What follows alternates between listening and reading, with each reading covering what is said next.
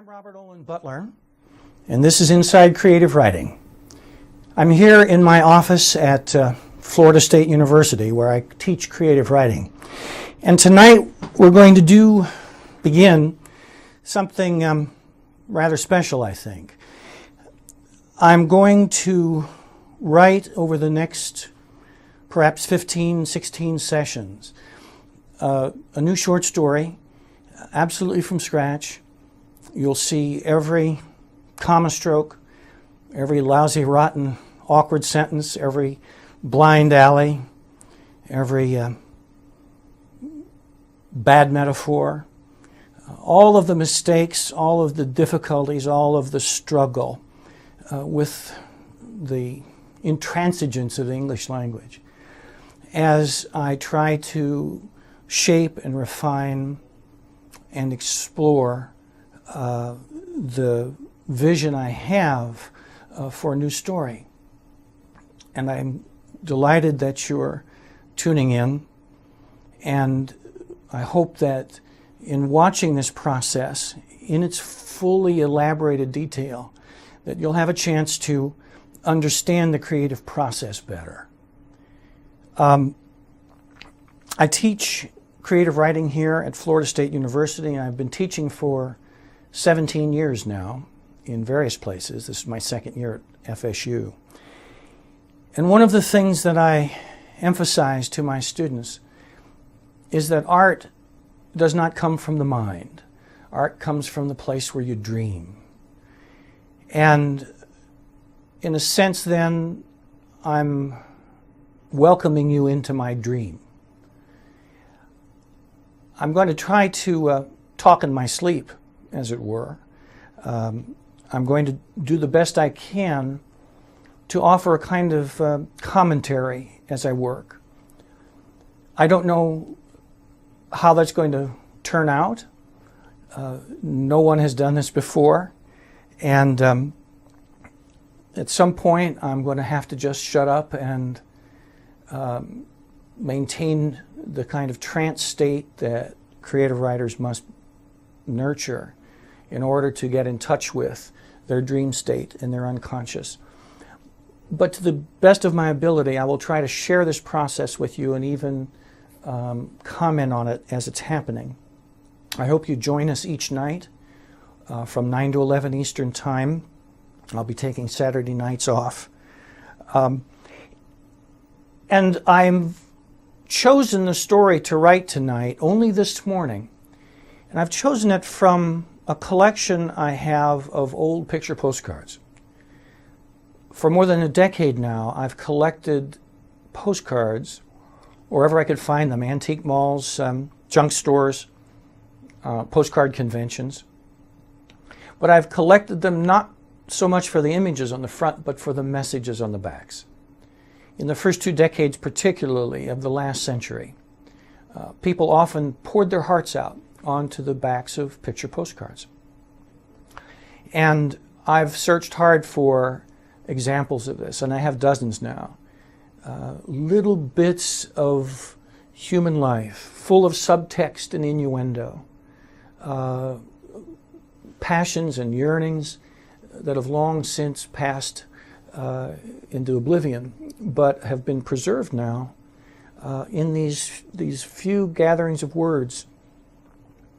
And to choose this evening's story, I waited until this morning so that I would not even unconsciously have a chance to prepare ahead of time, because I want you to see the whole process as it happens in the moment, in real time.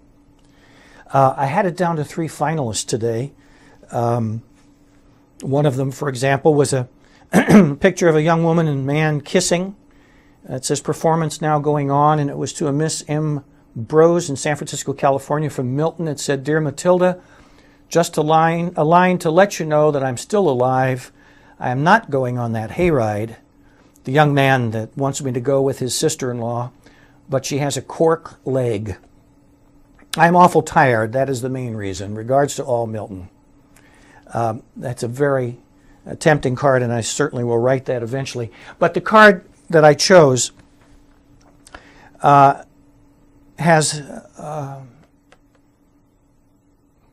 seized my imagination very firmly. And you can see the card in full. It's what they call a real photo card. You can see the card in full on the website. But let me explain it to you. Somebody, and I think it's a man. I'm going to move forward with that assumption for a couple of reasons I'll explain. But let's say this man has one of those little Kodak Brownie cameras, which were the first mass-produced cameras back in virtually the turn of the last century. And he has photographed something. It's an airplane. This is taken against the sky, and there's a biplane here, a very fragile, very early airplane. And if you look closely, and if you go at some point to the postcard logo in the website, and you pull up the card, you'll see that the upper wing to the right is tearing away. And the message on the back is simple. It says, "This is Earl Sant of Erie, PA, in his aeroplane just before it fell." And this card this morning suggested to me that there is a story here that I'm going to spend now the next several weeks trying to articulate. I don't know at all what emotional effect it might have on a reader. I don't know at all what themes or what ideas might be extractable from the story that would be written. I'm not even sure.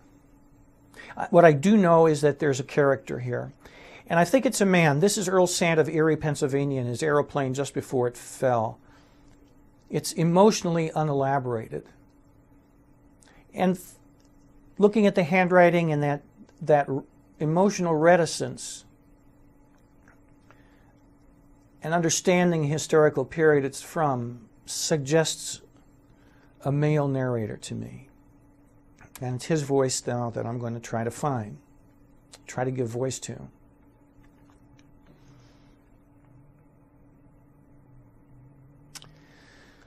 Okay, but before we begin, there are probably a couple of other things that I should say. As I write, and of course overnight as well, but even now, those of you who are watching on the internet, and if you're watching on Dish TV, there is a website that you might go to in order to do this, if your preference is to watch on the television screen. But there is an email address, again, at the website to send questions to me. It's now 10 after 9. I'll shortly begin the story. And typically on these evenings, I will reserve the last half hour or so in order to answer questions that you might have for me. Questions about process, questions about the artistic venture I'm in the midst of, questions about the decisions I make. The point of this is to replicate for you and to let you see exactly what the artistic process would be in the privacy of my own writing room. This is a story I was going to write anyway at some point. And to share every moment of it with you is to allow you to see what is normally hidden behind the veil of private life. And so in sending your email questions, I'd be delighted to comment on decisions I've made or remade or unmade during that evening or any other evening. But I would respectfully decline to engage suggestions for what to do next, because the creation of a work of literary art is not a collaborative art. And so, but anything else, any other kinds of questions, anything you want me to elaborate on, I'd be delighted to answer. So I encourage you, starting now, to email me any questions that you might have. Also, as each evening progresses, the following morning, we will be archiving at the Florida State University website for Inside Creative Writing. There will be an archive, so that if you miss an evening, or you want to review an evening, or you want to see the text of what was created at the end of each evening, you can go to that website, you can see the text, and you can actually even replay the webcast from the previous day or any of the previous days. I'd also encourage you to click on some of the other interactive options at the website. There's information, of course, about the creative writing program here at Florida State University. It's a wonderful program, and we give an MA in creative writing and a PhD in creative writing. You can get information about the program, and of course, forgive me the shameless commerce comment, but you can also find links to Amazon and Barnes & Noble to further explore my work if you're interested. Okay. It's time to begin. And one of the first things I think I need to do, because the card does present us with a very concrete person, Earl Sant, S-A-N-D-T. And one of the reasons that I've come to do this project on the internet is that I've used the internet very intensively and extensively in my writing in these very ways, working out details that are hard to find in a normal library situation. So I think the first thing to do now is to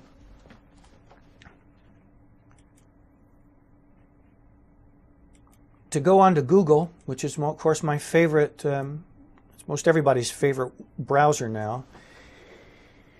And let's see if there's anything about Earl Sant here. Now, understand that I'm not writing a piece of historical fiction. My interest is in finding the artistic truth and not the literal truth. Carlos Fuentes defined the novel as a pack of lies hounding the truth. And that's about as good a definition as I could find of the novel.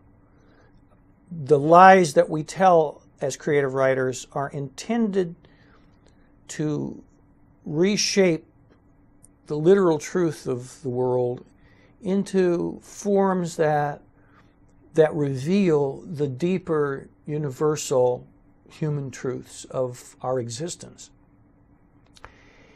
And this airplane falling, I tell you, has a lot of resonance to it for me. And let's see if you can find it. But I think it's worth looking to see if Earl Sant has a presence here. I don't think he was being sued in the state of Florida this October. That definitely a different Earl Sant. Now this is promising. Earl Sant, Brooklyn's original Birdman.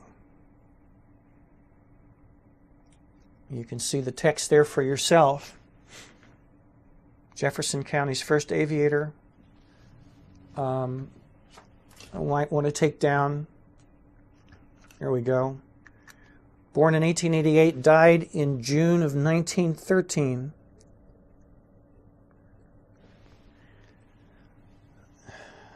let's assume, I will assume, that this card then is the moment just before his death in June of 1913. I'm reading here. You can see it as well. You know something? It's interesting. When I first bought this card back in January of this year, I merely glanced at it and put it away, did none of the research for it. Last January, I suspect, and I think I even bought it with this in mind, I thought that the short story lurking in this card would be in the voice of Earl Sant. But I have to say, and I think I'm now beginning to see as I look at this card tonight, that something that's touching me about it has to do with the events of last month. An airplane falling. In 1913, places this event on the cusp of a world war.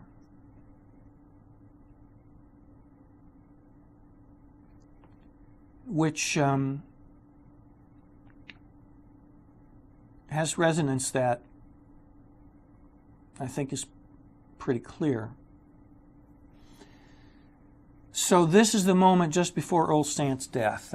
That will be the artistic assumption here. And we're talking about June of 1913. So Sant's background here, I'm glad I know where it is. I'm not sure since indeed now the change is, instead of Earl Sant's voice, the voice that is stirring inside me is the voice of the observer.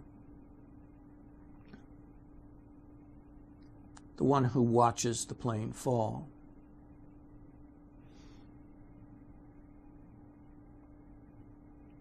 And some of this information then, I don't see this at this point as being things that he would know. Let me scan it.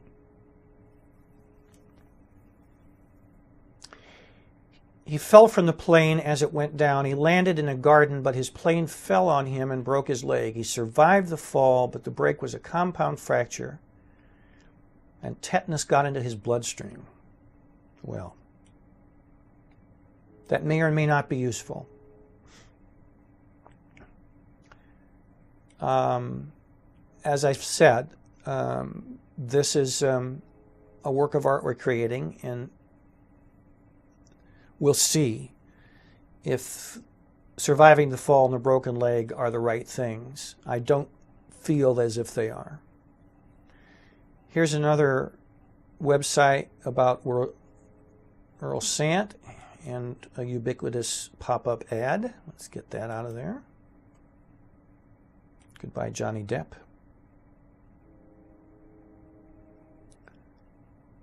This old hometown, Paw Paw, Michigan. Brookville, Pennsylvania is what this is about. Where's Earl? Here he is. Earl Sant bought his first airplane. He had hippodromed around. Hippodroming. Barnstorming is another word I think that probably is of that period, but we'll have to check that out. In that regard, by the way, the Merriam-Webster Collegiate Dictionary is particularly useful. And just have a sense of what I'm dealing with right now, because words are terribly important. And if he's hippodroming or barnstorming, I'd like to know that at this moment. So in the Webster's Collegiate, it's the only American English dictionary that has the years that the words entered the language. Barnstorming entered the language in 1883. So hippodroming or barnstorming is a legitimate alternative for it.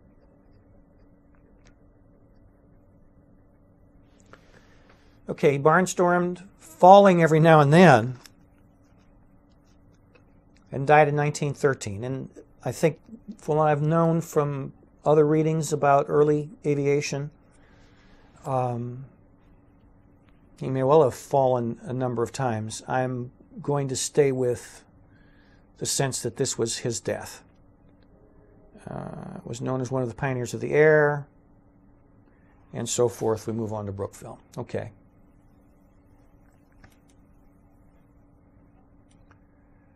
Auction gallery, more legal problem for the other Earl Sant, and that's it. Okay.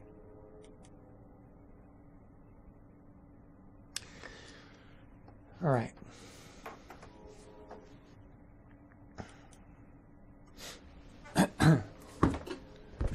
I want to,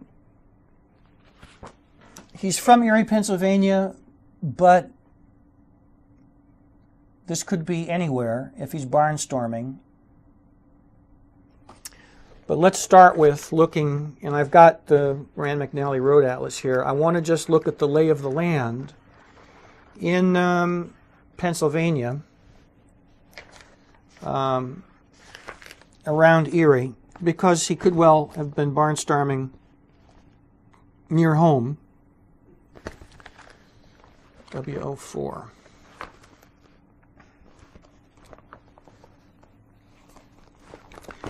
And I'm looking for visions of, and I say visions advisedly here. Another thing I have to tell my students frequently is that works of art are sensual objects. And my process, and even as it's going on now, I'm getting very concrete, sense-based images of the man who spoke these words. And I want to see the sensual lay of the ground here. And southeast of Erie here is the Allegheny National Forest.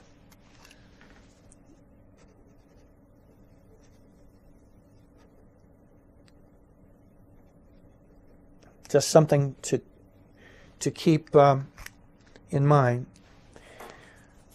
Okay.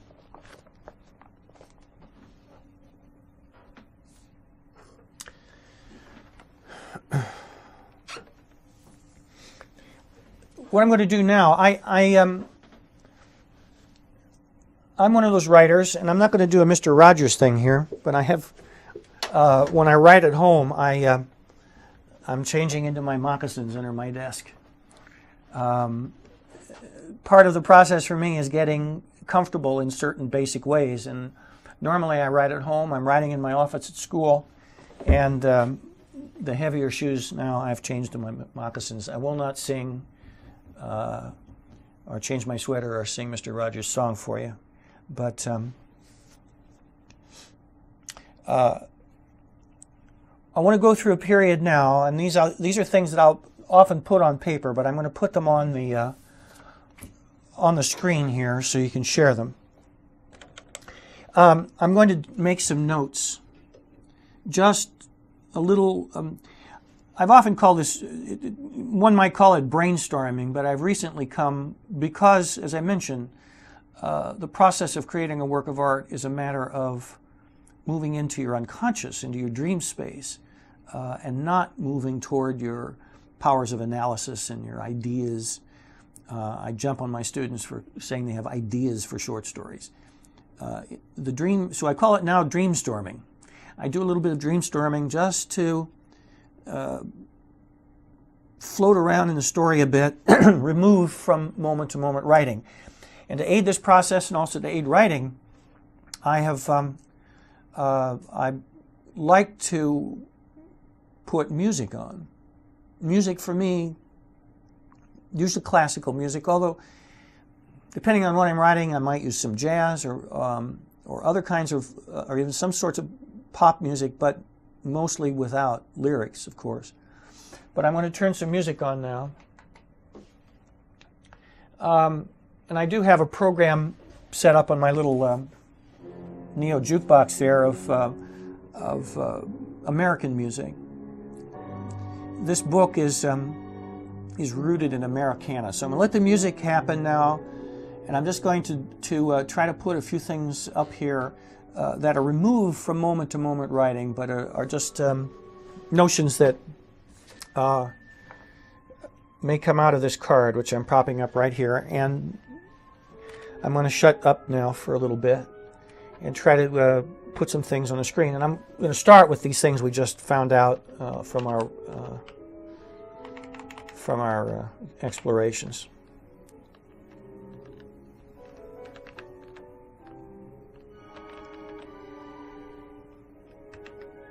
Oops.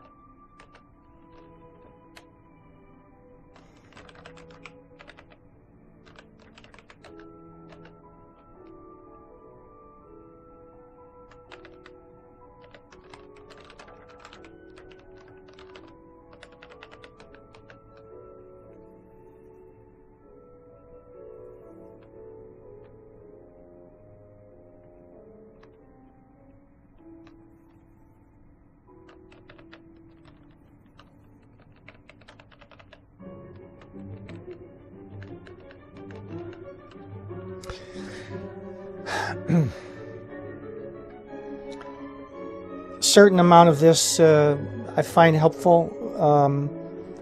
I may or may not use it. I'm just going to print this out now, actually.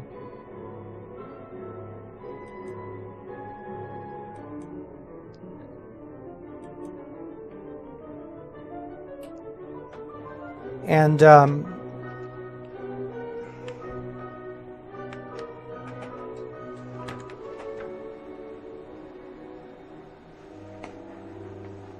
get it off the screen.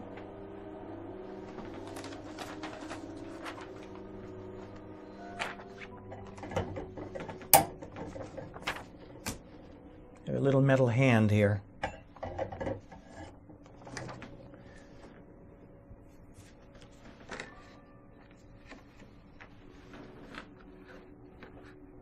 This is the card.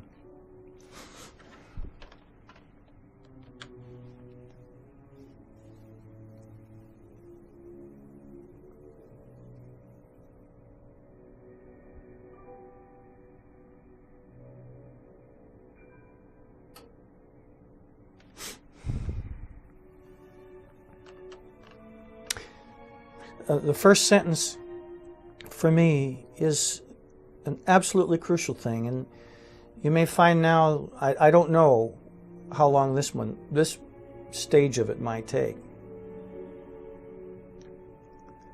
but finding the first sentence is which captures the essence of the character and the circumstance. This is a really crucial phase of this for me. And this might be, what I'm reflecting on, what I'm really trying to open myself up to, is this man behind the camera, looking into the sky, seeing this impossibly fragile thing, and the man sitting there. As a matter of fact, this is Earl Sant of Erie, Pennsylvania, in his aeroplane. He doesn't even say this is Earl Sant's aeroplane. He's very conscious of the man in the object. And what I'm looking for now, what I have to begin this story, and I tell my students that this is the essential thing in all works of literary art. Fiction is a temporal art form. It exists in time. And I'm very keenly conscious right now of this blank screen, but more importantly of the next blank screen and the next. The burden of narration. When the line length goes on, most poetry is exempt from time because it's an object on the page. The length of the line is part of the form. But when you let the line length run on and you turn the page, you are upon a time, and any Buddhist will tell you how difficult it is, indeed impossible, to exist for even 30 seconds of time on planet Earth without desiring something. My favorite word, as my students will tell you, I bedevil them with it, is yearning. Fiction is the art form of human yearning, and I cannot begin a story without having a deep intuition into the yearning of the central character, and that's the thing that informs the first sentence and every decision thereafter. And as this man looks up into the sky and watches this thing about to fall with his intense consciousness of the man inside, that's what needs to be captured in its essence in the opening of the story and then maintained throughout.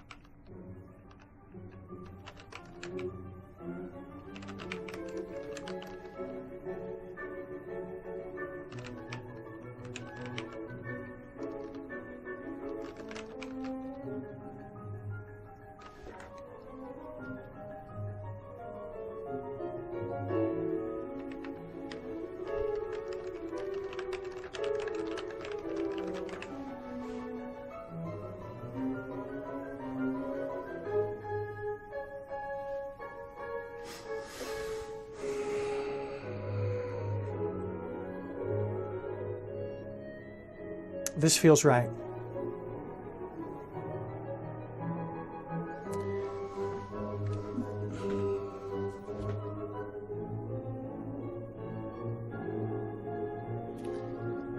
I feel this character's yearning now.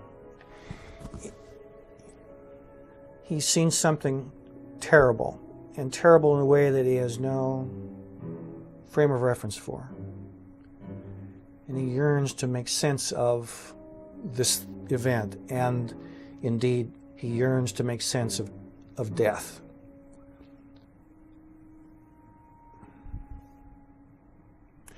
And to some extent, do understand that my commentary is a thing that I'm trying, this is all new to me too. I don't think I would not articulate what I've just articulated. I would not even in my own mind articulate that under other circumstances. I want to share as best I can what it is that I'm doing. So I'm in a kind of enforced schizophrenia here. So I'm going to shut up again for a while and put out of my mind the rather analytical thing I just said. But the matter of yearning is terribly important, it seems to me, for an understanding of process. And since that's what I'm trying to share with you in this event, I will do this artificial, terrible thing and abstract the yearning in the way I just did, and now I'm going to forget it. Thank you.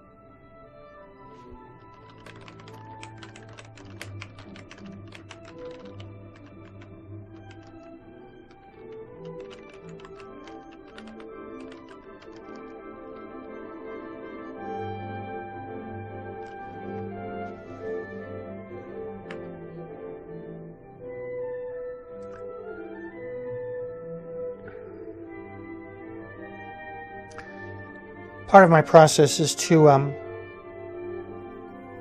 hear the voice. And so I'll frequently read aloud, so you may indeed hear me as I read over my sentences aloud. I've seen a man die, but not like this. There was silence suddenly around us when he disappeared beyond the trees. Silence after terrible sounds, that hammering of his engine, the engine of his aeroplane. He climbed miraculously up, and he had circled the field, and all our hats came off as one, us men. My son cried out too. Hooray, we cried. And Earl Sant hammered overhead and down to the far edge of the pasture, defying the tree.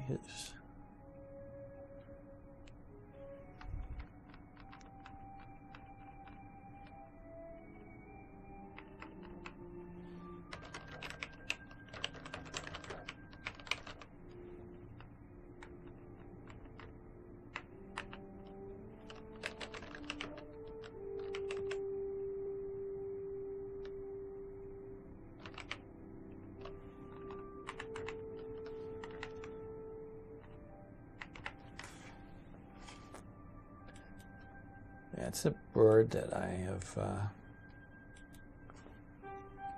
Oop.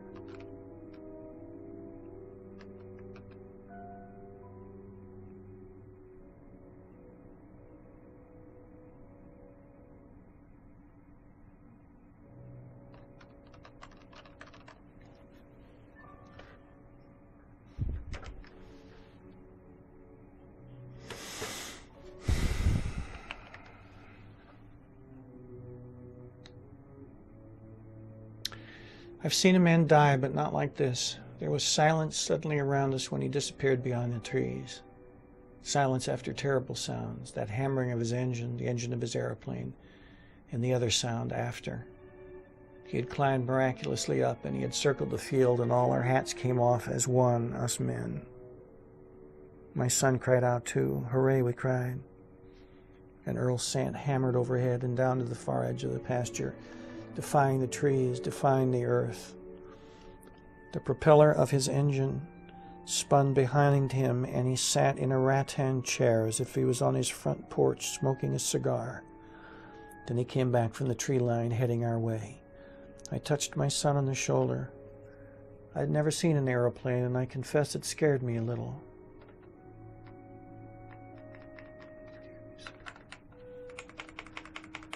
A little doesn't sound like him. Scared me some.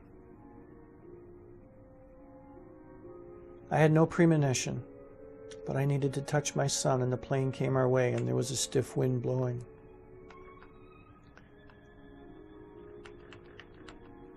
Now, should I put a comma there? But I needed to touch my son, and the plane came our way, yes. The touch is a separate thing, a separate moment of perception from reconnecting to the plane heading this way, so the comma's there. But I needed to touch my son, and the plane came our way, and there was a stiff wind blowing. The plane liked to soar up and away, way away. I've got way here and away here.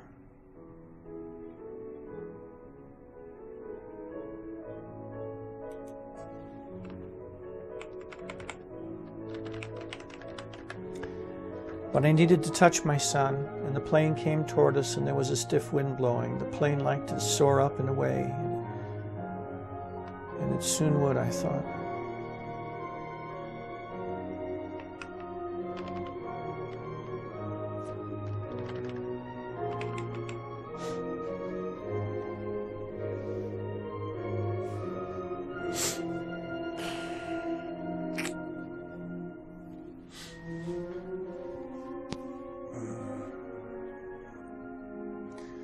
I touched my son on the shoulder. I had never seen an airplane, and I confess it scared me some.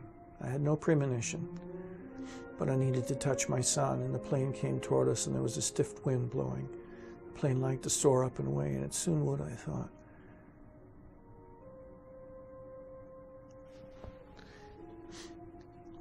Came.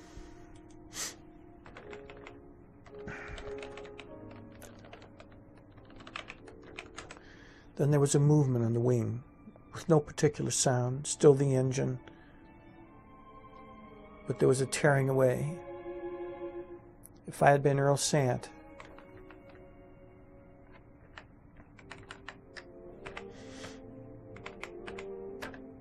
if I had been sitting in that rattan chair and flying above these bare heads, I might have heard the sound. I lifted my camera. This had nothing to do with the thing happening on the wing. I was only vaguely aware of it in that moment. I lifted my camera and I tripped the shutter.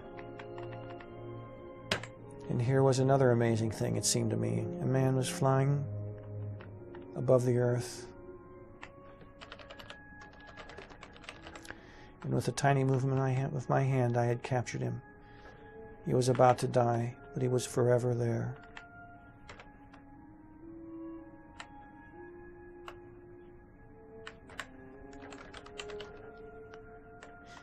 He was forever caught there in that box in my hand.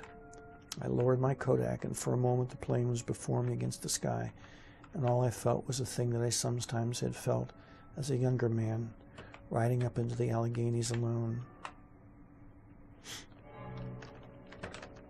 And I turned.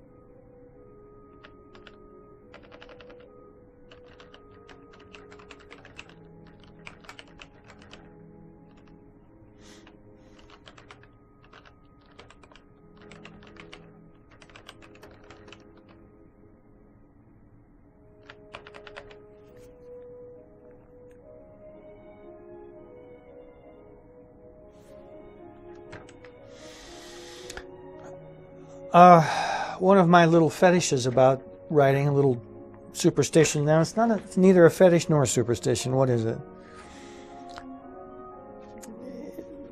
It's a little predilection, say. Is that I like to count words. When I was writing by hand for many years before I finally succumbed to the computer, after every page I would stop and I would count the words and write the numbers at the bottom. So I'm going to look at the word count now. I think it's a matter also of externalizing an ongoing sense of the rhythm of the piece. I love music, and I've never really played an instrument much, but my son is a wonderful musician, and I feel responsive to music, and I feel that there's something important about my own writing that I've learned from music. And an ongoing sense of the rhythm of things is important to me, and I think counting words has that effect. We're at 389.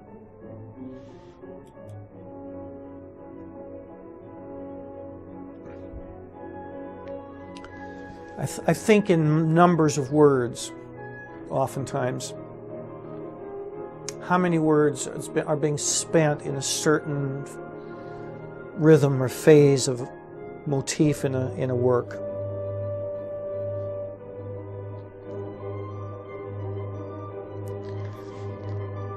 It's hard to evaluate sometimes. Right now, I'm in that odd attitude about this, which happens at the beginning. I think things are moving well, but I'm not sure. We'll see. Tomorrow, I'll know better.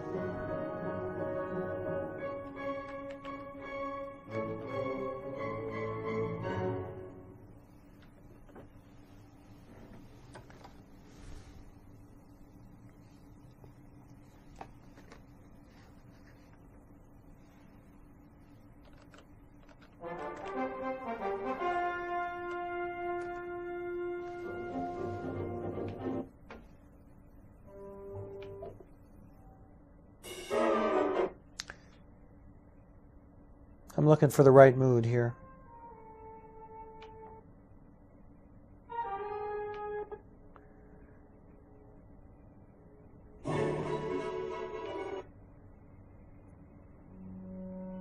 There we go.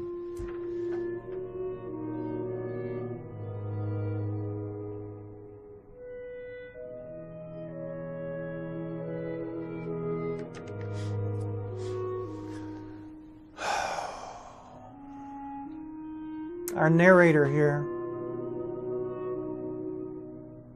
is still trying to absorb this thing, and as am I.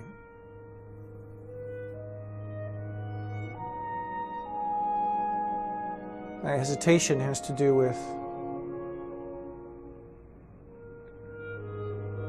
the event itself. The falling of the plane is rolling itself out here rather fully, and I don't know if that surprises me or it doesn't. Whether he would have moved his emotional center or in the retelling of the story, whether he would have moved away from this yet or not, and then come back to it. But at the moment, he seems to want to tell the full story of the fall first. And I think maybe that's the right thing.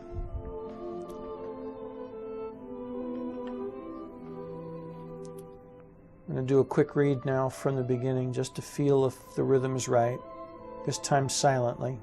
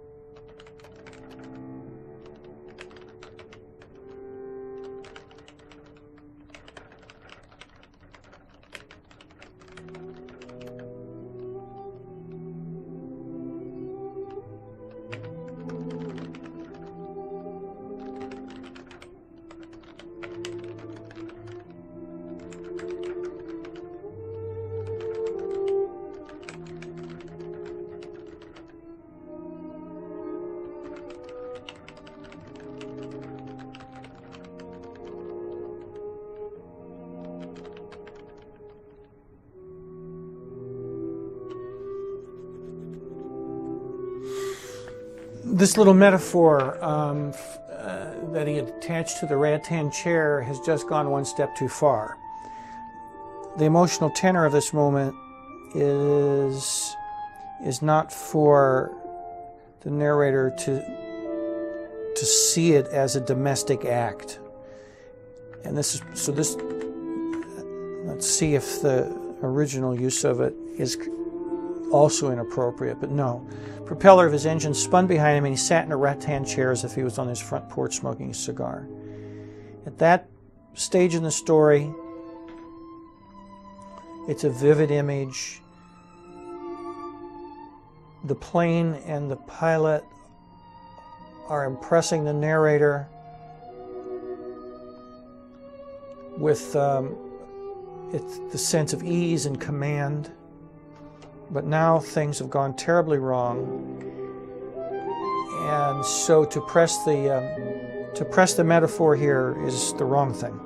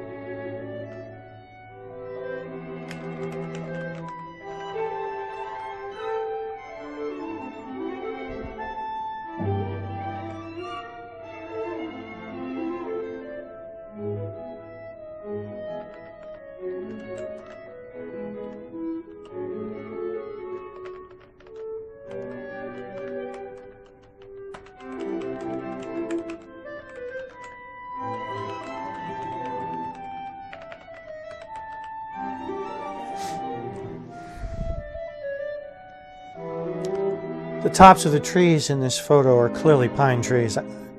I think clear. I like the physical world to be as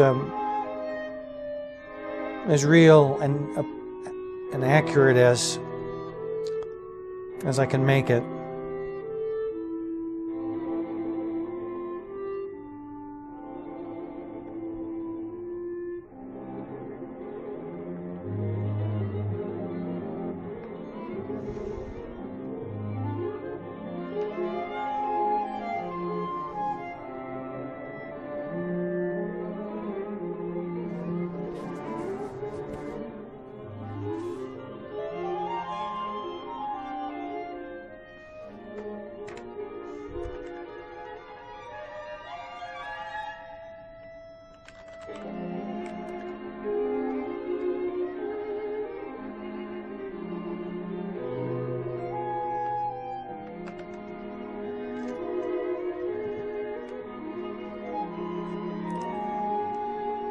The stumper right now is this second sound.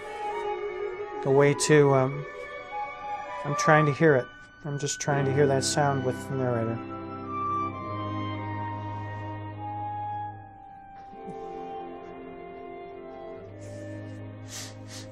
Let's go back. I've seen a man die, but not like this. There was silence suddenly around us when he disappeared beyond the trees, silence after terrible sounds. That hammering of his engine, the engine of his aeroplane, and the other sound after.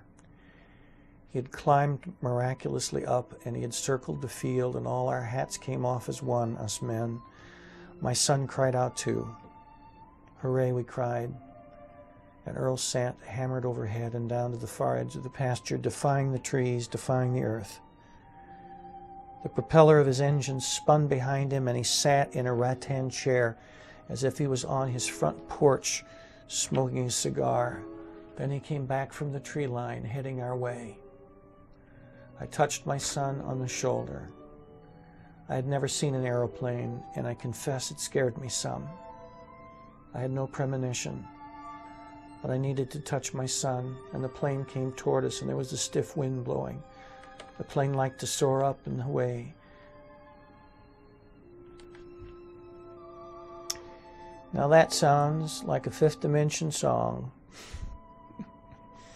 ruined by a lyric, that phrase.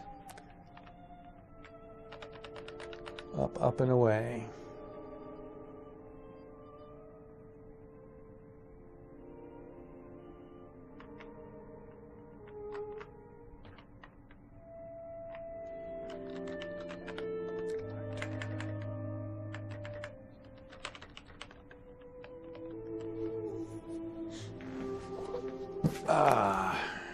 Is that the right rear? Sometimes you get a little dumb on words that you know.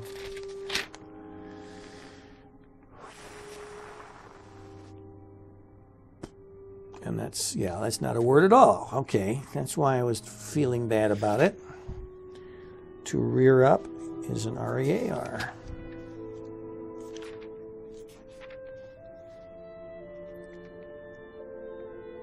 Yes.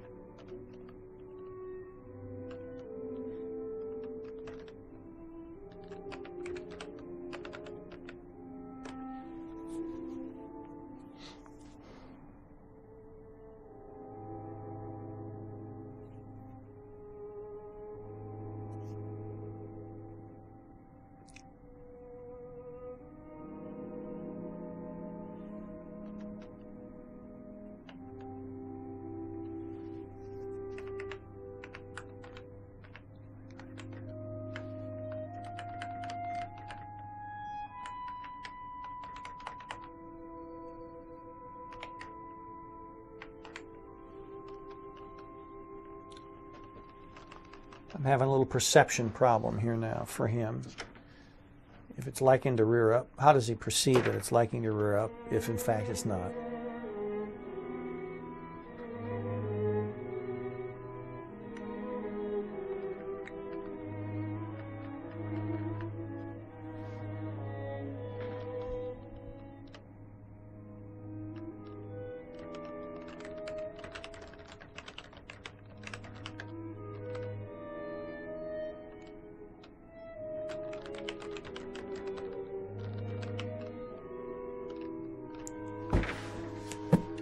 Let's see when shimmy comes into the language here. 1837. Abnormal vibration. Yep.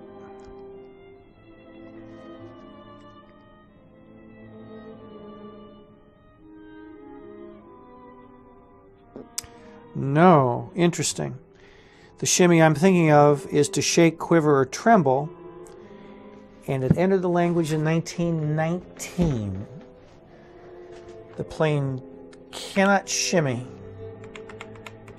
for a man in 1913.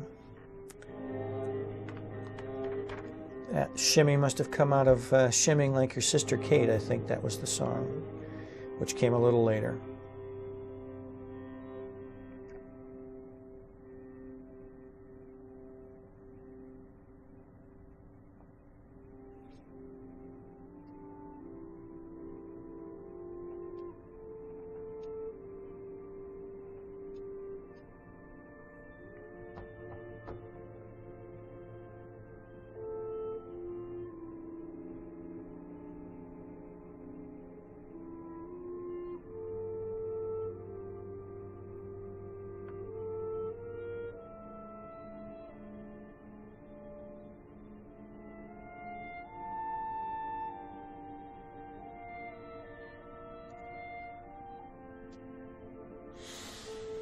Okay. Yes, I occasionally will look in a thesaurus. Not for words that I don't have complete command of, but just words that I'm not summoning up readily. So we've got shimmy here, 877.5.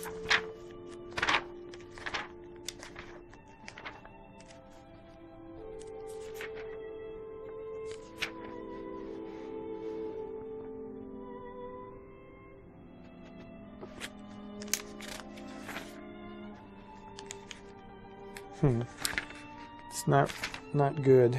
We're in the dancing here. Okay.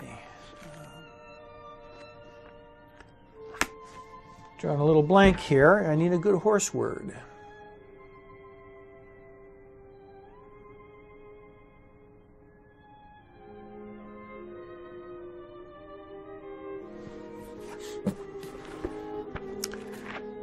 Bolt is the wrong word, but maybe I can get near it here.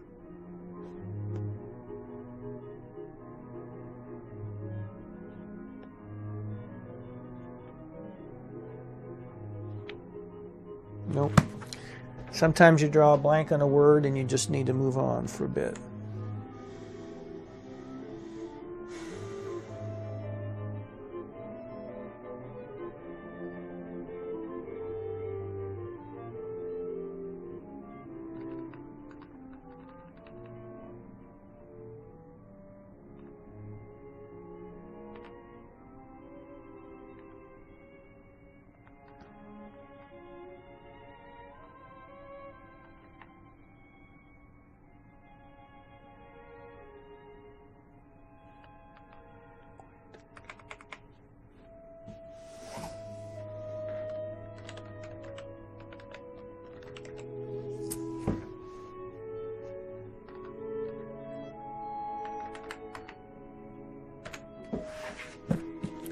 I just want to see quake.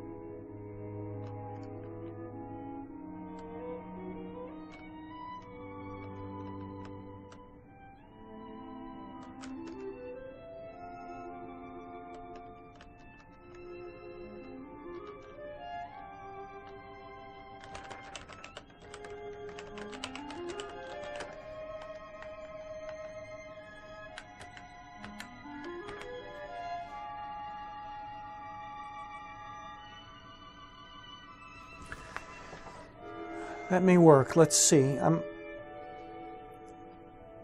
At some point you feel like you're reaching a kind of dead spot in your concentration. And I may be at that moment when we need to move on. We're at 428 words, which is not a bad evening's work. So probably close to letting it pass. And this is the kind of thing that suddenly clears itself up instantly when your concentration returns. The trance state for writing a work of art is intense, and sometimes when it leaves you, it will leave you abruptly. And an hour and a quarter, an hour and a half, 2 hours is sometimes all the work that you can or should do, that after that a kind of law of diminishing returns sets in. But let's, so that may be where we are now, but let's see. I'm going to try this again. Let's look at it again. And sometimes in reading it again, it revives, and we can go on for an extended period more. Although we're almost ready to have enough time for questions anyway. We're probably ready for that. But let's just do one last read through aloud. I've seen a man die, but not like this. Right, let me turn the music off now. I've seen a man die, but not like this. There was silence suddenly around us when he disappeared behind the trees. Silence after terrible sounds, that hammering of his engine, the engine of his aeroplane, and the other sound after.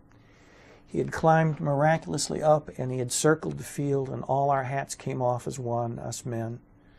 My son cried out too. Hooray, we cried. And Earl Sant hammered overhead and down to the far edge of the pasture, defying the trees, defying the earth. The propeller of his engine spun behind him, and he sat in a rattan chair as if he was on his front porch smoking a cigar. Then he came back from the tree line, heading our way. I touched my son on the shoulder. I had never seen an aeroplane, and I confess it scared me some. I had no premonition, but I needed to touch my son, and the plane came toward us, and there was a stiff wind blowing. The plane quaked a little, like a nervous horse, but Earl kept him steady, kept him moving forward, and I felt us all ready to cheer again. Then there was a movement on the wing. I'll have to fix that tomorrow, I think, moving and movement. Let me look now. Let's give it to coming. But the plane, okay, but I needed to touch my son, and the plane came toward us, and there was a stiff wind blowing. The plane quaked a little, like a nervous horse, but Earl kept him steady, kept him coming forward, and I felt us all ready to cheer again. Coming is okay, I think. They're different forms. They don't sound to the ear the same. And indeed, he picks up the same sense of the word, same kind of movement from before, so that's good. Then there was a movement on the wing, with no particular sound, still the engine, but there was a tearing away. If I had been Earl Sant, if I had been sitting in that rattan chair and flying above these bared heads, I might have heard the sound. I lifted my camera. This had nothing to do with the thing happening on the wing. I was only vaguely aware of it in that moment. I lifted my camera and I tripped the shutter, and here was another amazing thing, it seemed to me. A man was flying above the earth, and with a tiny movement of my hand, one man was flying above the earth, and with a tiny movement of my hand,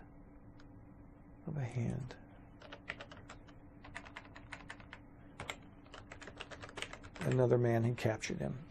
He was about to die, but he was forever caught there in that box in my hand. I lowered my Kodak, and for a moment the plane was before me against the sky, and all I felt was a thing that I sometimes had felt as a younger man, riding up into the Alleghenies alone, and there would be a turning in the path, and suddenly the trees broke apart, and there was a great falling away of the land. Somehow I feel that he's going to go back to those mountains in this story, somehow. A falling. He fell, Earl Sant. The aeroplane, at least in his memory. The aeroplane pitched its face forward, and for a moment it seemed to stop and to hang there and the engine hammered on, and then it fell, disappearing behind a stand of pine. Okay, and that's going to be it for this evening in terms of the actual writing.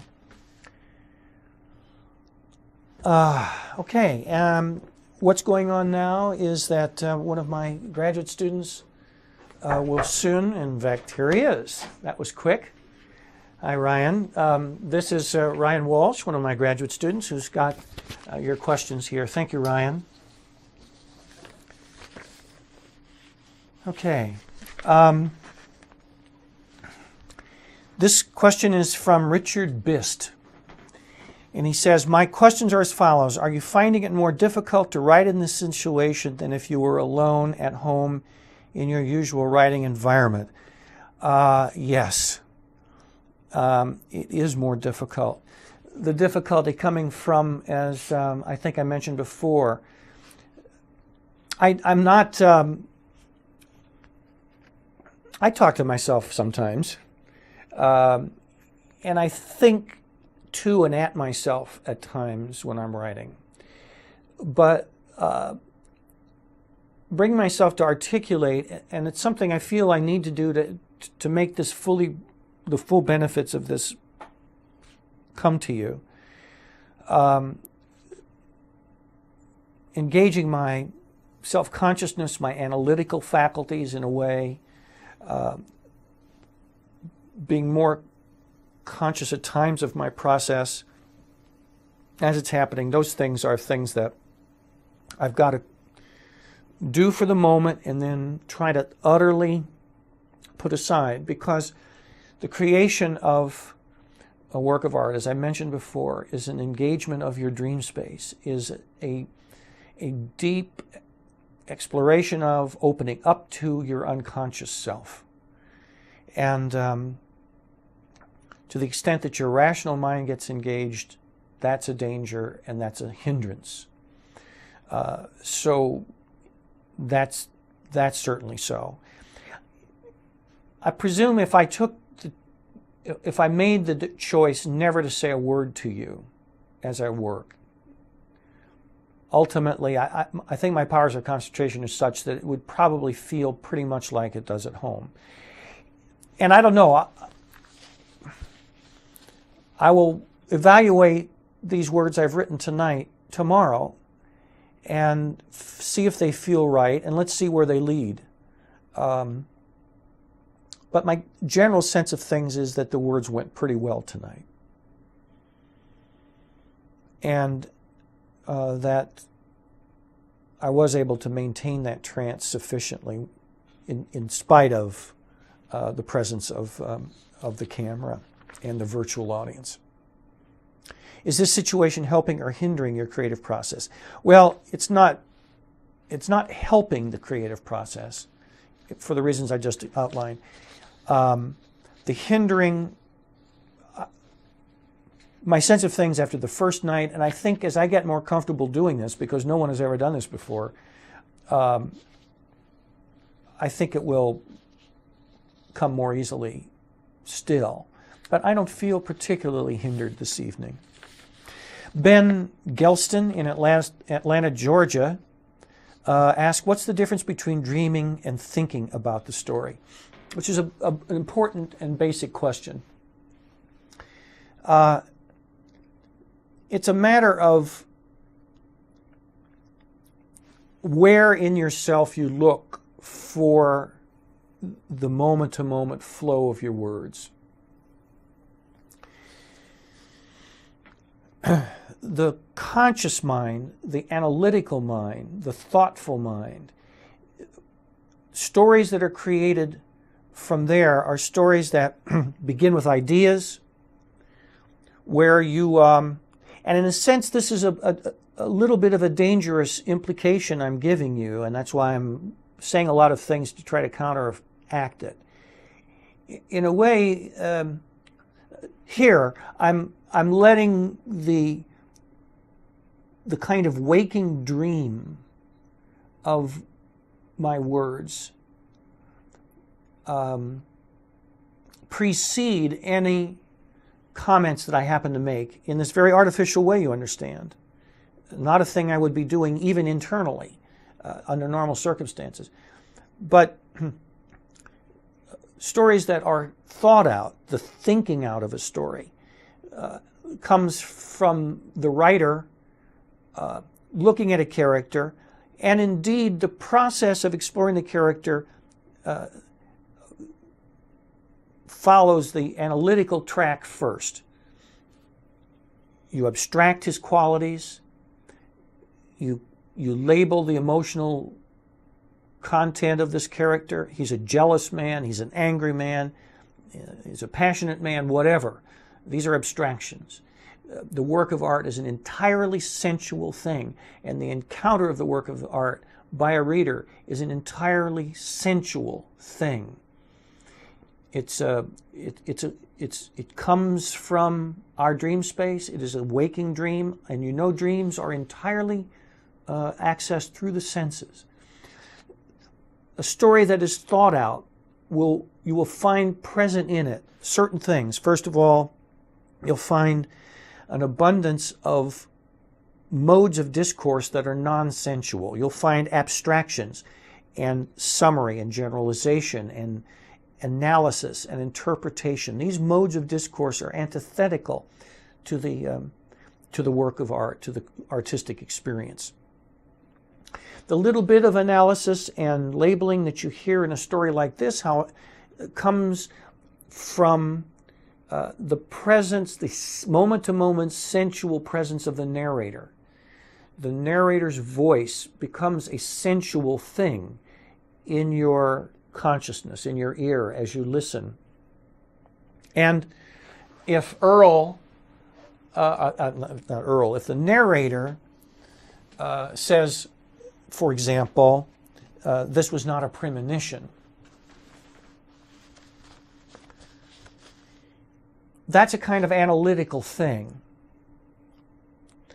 But it's in his voice, and he's touching his son, and he's coming to terms with the fact that he has seen this plane fall. And he's coming to terms with the fact that it's happened in a way that surprises him in some awful way. And for him, at that moment, touching his son to say, I did not have a premonition. Meaning, my touch of my son did not mean that I knew this was going to happen. It reveals his personality in ways that I'm not going to abstract. But we have a little flash of insight, a responsiveness to him as a personality. And that is a sensual response. But you'll notice that for the most part, the modes of discourse in this piece, and in all literary fiction, is to create a sensual reaction in you. The essence of the story is accessed through the senses. And those are the things that come from the dream space. And the dreamed story focuses on the yearning of the character. The thought-out story tends not to have yearning present in it, but explores in analytical, abstract ways the problems of the character, the sensibility of the character, the point of view, the attitudes of the character. These are things that the story totally relies on without the dynamic of desire being present in the character. And those are the earmarks of stories that have been willed into being, where the author has created an object from ideas and from a place, in the rational faculty, as opposed to from a place in the unconscious.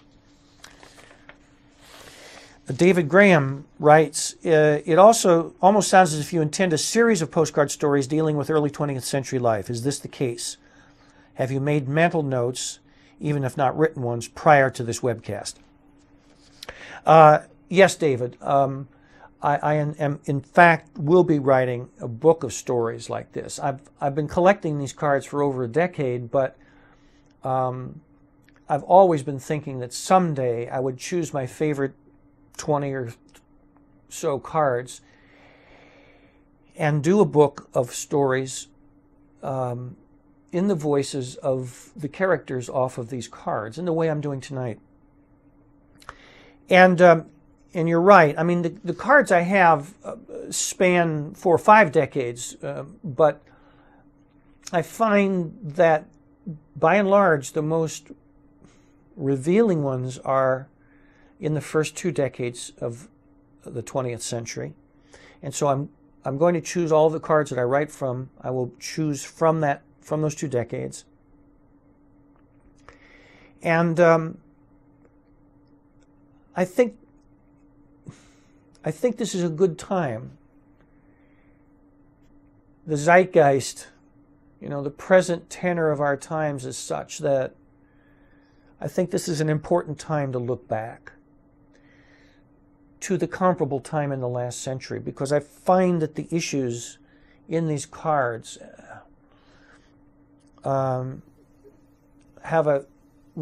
into a universal human and American experience that is very similar in some really important ways to what we're going through in this day and age. And so they are dealing with early 20th century life, but on their deepest level, they're dealing very much with early 21st century life. As far as mental notes, in terms of this card, I did not have much of an association at all. In fact, the little bit of mental noting that I had perhaps done, it's not so much mental noting as kind of sensibility noting, had to do those things were overridden when I went back to the card. The only thing I had noted really was I had noticed that the plane's wing was tearing. I knew why that plane fell virtually from the day I bought it. But my early noting on this card was toward Earl Sant, as I said. Before I re-examined the card this morning, I would have expected to be writing a story in Earl's voice. I have a sense that this narrator may imagine Earl's voice later on, or at least, if not to speak in it, but at least to imagine what Earl was feeling. But that's a different thing. So the few notions I had about this card were overridden, basically. In terms of the other cards, they're in various states of preparation inside me. I find a lot of the thing that I think you're talking about, the mental noting, again, I would say it's not nearly so much mental as it is subconscious noting. I suspect that when things begin to get into my unconscious to work through toward the creation of stories or novels, that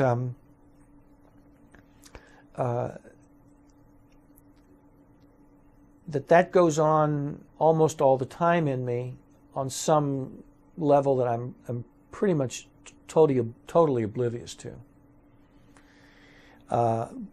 But no, I've not made any written notes, and on any given card, there's very little that I've done that I'm conscious of.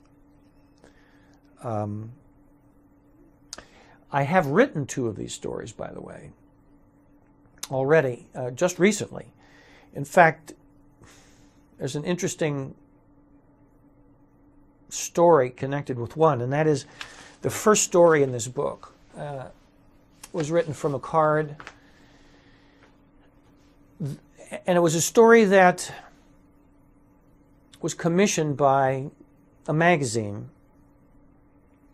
early in this past summer. They commissioned me to write a story for them, and the magazine was Hemispheres Magazine, an in-flight magazine. And they wanted some fiction in their magazine, and they had read some of my work and liked it and asked me if I would write a story for them. And I agreed, and I took one of the cards, and this was the first of the postcard stories that I've done. Hemispheres magazine happens to be the in-flight magazine for United Airlines. And the story ran in the September issue. And so that story was in every seat back, on every seat, on the plane, that slammed again and again and again in our consciousness into the South Tower of the World Trade Center and the plane that went down in Pennsylvania. Which is an utterly trivial footnote to the horrors of all of that. But it's a kind of a creepy feeling for a writer, because when you have a story in print, it's like a little piece of you is out there in the world during the time that it's in print. And it was on that plane. It may have informed my choice of cards here on some, again, unconscious or subconscious level. Okay, here's a question. Earlier you said that and I don't know who it's from, but it says, earlier you said that the events of 9/11 felt connected to Earl Sand's story. Aside from the obvious parallels, plane's disaster, there seems to be a glaring difference between 2001 and 1913. Are you at all imposing the connection on the story? How does this tie into the idea that fiction is temporal? Well, I'm not imposing it yet. Obviously, I was just speaking from certain feelings that I was having about the card. The connections still, I'm not going to use that as a preconceived idea. You've seen nothing so far, of course, that is in an obvious reference to what happens 100 years later. The notion of death, of observing a death, of having an encounter with a vision of death in the fall of an airplane or in the crash of a plane, in a time when, for different reasons, granted, but you have no frame of reference to absorb this, to assimilate it, to come to terms with it. I think these things are clearly paralleled, but believe me, all I'm saying today, and I'm saying only this much because of the admittedly unusual circumstance of my having you here in my presence, in a sense, as I work, and wanting to share the process with you. I would not be saying even this much to myself. I would not be forming the thoughts of these parallels if it weren't for trying to. It would be very much at a deeply impressionistic, sensual level that this would be going on, and it would stay there. The question's implicit concern about imposing these parallels onto this story, I think, are well taken. And I have that same concern, and I will do everything I can in future nights to make sure that whatever instinctive feelings I have about the deep relevance of this story to the present state of our world, that those things will not become didactic or even a clearly motivating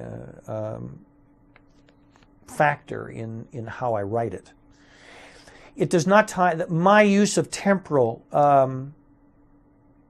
It was in a different sense. When I said that fiction is a temporal art form, I'm not referring to times in history. I am referring to the fact that fiction, that the experience of fiction is in time, that the sentences move through the work, that narrative time passes in this art form, unlike poetry, unlike painting, for instance, where it's art, it's color and form and exists out of time. Poetry can exist out of time. Plays, films, fiction are temporal art forms. Time and the passage of time, those things are built into the form. And that's what I mean about fiction being temporal. And the implication of that is, as I said earlier, that fiction is about human beings and it's about human emotion. I think we all understand that as those two things as inescapable characteristics of fiction as an art form. But because it also is a temporal art form, you cannot have human beings and their emotions in time in an art form without coming to the inevitable conclusion that that art form has to deal with yearning, because we do not exist on this planet as feeling creatures in time without at our heart, at our essence, being driven forward by desire, by goals, objectives, by yearnings. Every word we speak, every gesture we make is directed by an objective or goal. Or as I say in terms of art, my favorite word is yearning.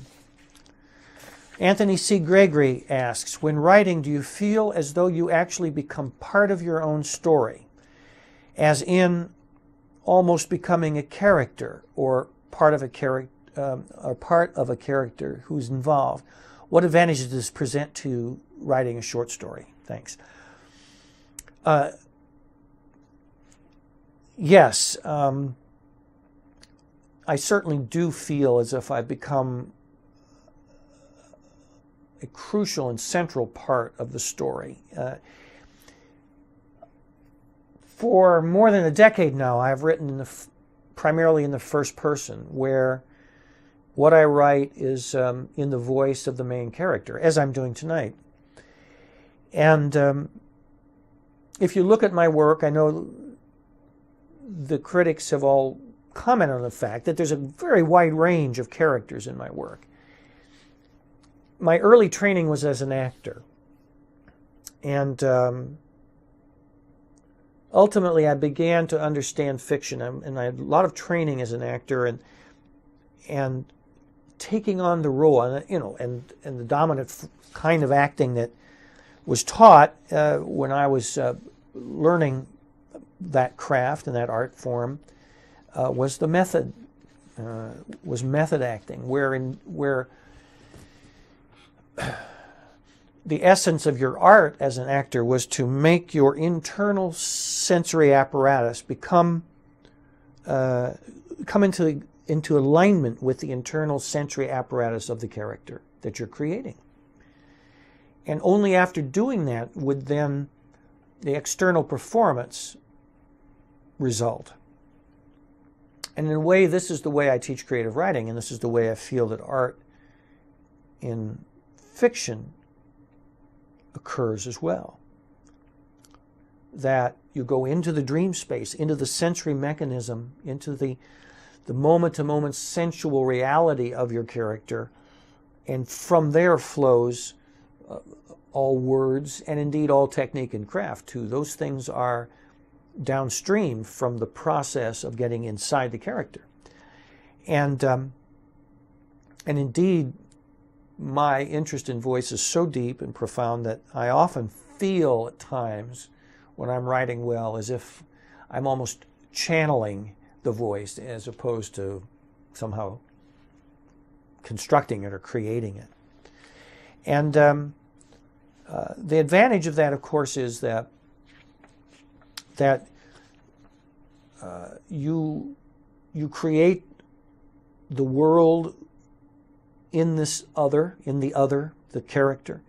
You create it from within, and in creating it from within the character instead of from without the character, you are then deeply rooted in your unconscious and not so apt to slide up into the willful, analytical, idea-driven, conscious mind, where most inexperienced writers write from, and which is, as I've said several times this evening, which is the antithesis of the artist's process. That artists aren't intellectuals. We're not intellectuals. We're sensualists. We live and work and create from our deepest sensual beings, and that means getting inside the character. From Cecilia, Dr. Butler, when you started writing, did you have a picture of the narrator in your head? By that I mean, did you have an idea what he looked like, where he worked, what was his level of education, etc.? I'm curious because it is a first-person narrative and his language would reflect his background. That's a good question, Cecilia. I certainly have a sense of his looks and himself from the inside. What is your own sense of your physical being? I'm not seeing him from the outside. And I have not yet brought myself to describe him physically. Where he works, his education, I'm only discovering it in the process. The object that I'm creating, any work of art, is an organic object. All art is organic. Every tiny detail, every decision you make must resonate into everything else. And I find it not very useful to make up external facts about a character apart from the object itself. If I were to, at this moment, identify his looks, at the moment when his looks or his education or where he works, when those things become organically relevant and crucial, they will present themselves to me. And then they will present themselves in terms of and coming out of all of the organic choices that I've been trying to make up to that point. If I were to, prior to the object's creation, identify and make up such things as his education and his occupation, what he looks like, and then I begin to create the object, that the deeper thing that the object is getting at, that is my own deepest vision of the world. I'm an artist because I have a vision of the world. I encounter the world like everyone else. And I encounter it primarily in the way it's lived, out there in the moment, in our bodies. And I create works of art in order, because if you do that, if you live intensely in your body, in the way life is lived, your first and deepest impression is that the world is chaos. But the artist has a deep sense of conviction and intuition that there is order behind that chaos. And I create this object in order to articulate that vision of the meaning of things behind the chaos. And if I make up these things outside of that vision, and then I'm beholden to those things, and I try to make the object shape itself to these imagined things that were created outside of that vision, then the object itself begins to fall apart. Those things must be served within this special object in order to further that work of art. And so they will come in due time and not ahead of time. Well, I see we're running out of time. And I'm delighted that we've got some more questions. I'm going to try to deal with these tomorrow. And please continue to write your questions and send them to me. I'm delighted you joined us this evening, and I invite you to come back tomorrow evening at 9 p.m. and we'll see where this story leads. I don't know either. Thanks again, and we'll see you tomorrow night.